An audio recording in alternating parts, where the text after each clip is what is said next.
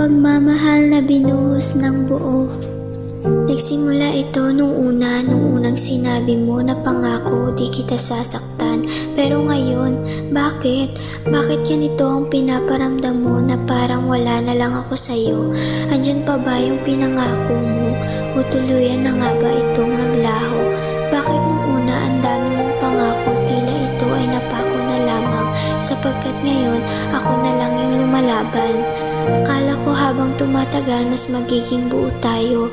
Akala ko magkasama tayo sa hirap at saya. Pero bakit parang ako na lang ang naglalakad sa dilim ng mag-isa habang ikaw ay unti-unti nang nawawala? Hindi ako galit, pero bakit ang sakit?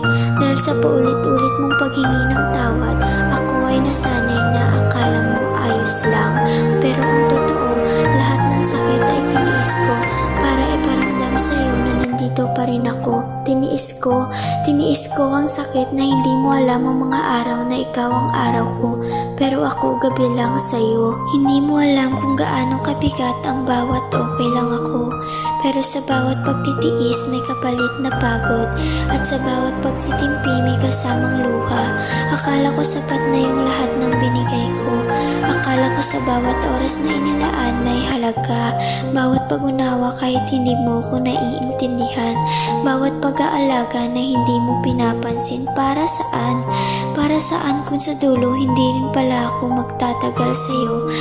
At ngayon, habang sinusulat ko ito, habang inaamin sa sarili kong pagod na ako, isa lang ang tanong na bumabagabag sa isip ko. Bakit? Bakit hindi ko kayang iwan ka?